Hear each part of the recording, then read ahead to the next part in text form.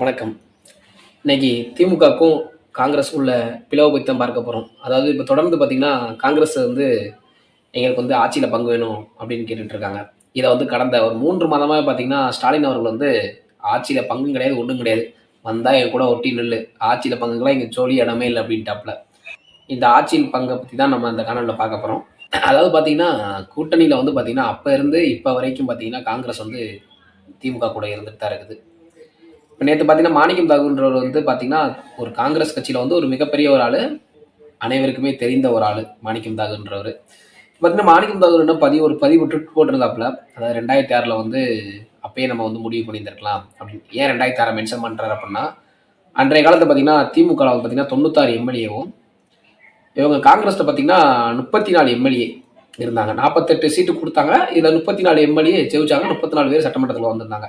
அன்னைக்கே அவங்க கேட்டிருந்திருக்கலாம். அன்னைக்கே நம்ம கேட்டிருந்திருக்கலாம் அப்படின்ற ஒரு இத வந்து வைக்கிறாரு.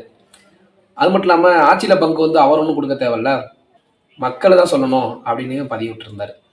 அதாவது இப்ப பார்த்தீங்கன்னா, 40 சீட்டுக்கு மேல கேட்குறாங்க காங்கிரஸ். திமுக என்ன செய்யுது அப்படின்னா, 40 சீட்டோட தரோம். ஆனாலும் ஆட்சியில பங்கு கிடையாது அப்படின்னு தெளிவா சொல்றாங்க. அழுத்தியும் சொல்லிட்டு இருக்காங்க. இது ராகுல் காந்தி அவருக்கு தெரியுமான்னு கேட்டா, கண்டிப்பா தெரியும். கண்டிப்பா நம்பலாம் ராகுல் காந்தி அவருக்கு தெரியாம மாணிக்கம் தாகூர் பேச மாட்டாரு. இப்ப இதனால வந்து திமுகவுக்கும் காங்கிரஸுக்கும் வந்து கொஞ்சம் சலசலப்பு ஏற்பட்டிருக்கு. செய்தியிலையும் பார்த்துட்டு தான் இருக்கோம். இப்ப 2 பேரும் அடிச்சுக்கிறாங்க, பிடிச்சுக்கிறாங்க அந்த மாதிரி தான் போயிட்டு இருக்கு. இந்த கேப்ல தான் டிவிகே உள்ள வருது. ஏன்னா ஆல்ரெடி டிவிக்கே சொல்லியிருக்காங்க உங்களுக்கு வந்து நாங்கள் 60 சீட்டுக்கு மேலே தரோம் அப்படின்ற. அது மட்டும் இல்லாமல் ஆட்சியில் பங்கு அப்படின்றத அறிவிச்சிட்டாங்க. அப்படின்ற போது காங்கிரஸுக்கு ஒரு மிகப்பெரிய ஒரு ஆப்பர்ச்சுனிட்டி வந்து டிவிகே தருது. இவங்க டிவிக்கே போவாங்களா போக மாட்டாங்களா அப்படின்றது வந்து ஆட்சியில் பங்கு கொடுக்கறதையும் 40 சீட்டுக்கு மேலே கேட்குறாங்க. அந்த சீட்டை பொறுத்து தான் இவங்க அங்கே போகிறது இருக்குது. பட் ஆனால் அங்கே போனாங்க அப்படின்னா கண்டிப்பான முறையில் திமுக வந்து எதிர்க்கட்சியாக கூட உட்கார முடியாது. ஏன் அப்படின்னா இப்போ பார்த்தீங்கன்னா காங்கிரஸ்கிட்ட வந்து பார்த்தீங்கன்னா ஒரு 6% ஓட்டு இருக்குது.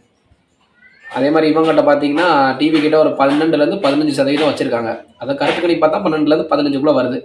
இவங்க இப்போ 6ன்னு இருக்கு. இந்த 6 வந்து கூடலாம் குறையலாம். எனக்கு தெரிஞ்சு கூடலாம் ஒரு 2% கூடலாம், இல்லை 2% குறையலாம். அப்படியே பார்த்தாலும் 8%. இவங்க ஒரு 12, 20.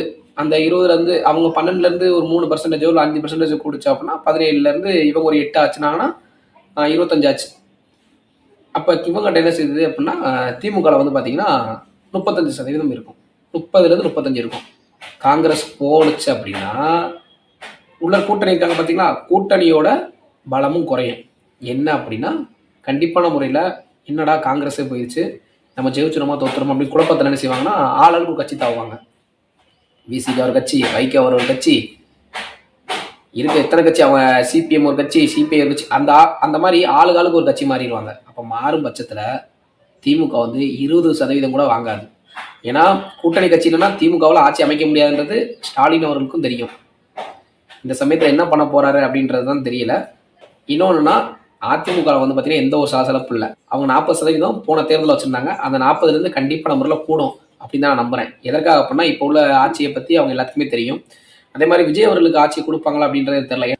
இப்போ மக்களாகிய அவங்களுக்கு தான் தெரியும். ஒரு மக்களுக்கு ஒரு மைண்ட் தாட் இருக்கும். இப்போ என்னைய பொறுத்த வரைக்கும் இதுக்காக நான் விஜய் நான் வந்து வேண்டாம் அப்படின்னு ஒதுக்குறேன் அப்படின்னா அவர் ஒரு துண்டு சீட்டை பார்த்து தான் பேசுவார்.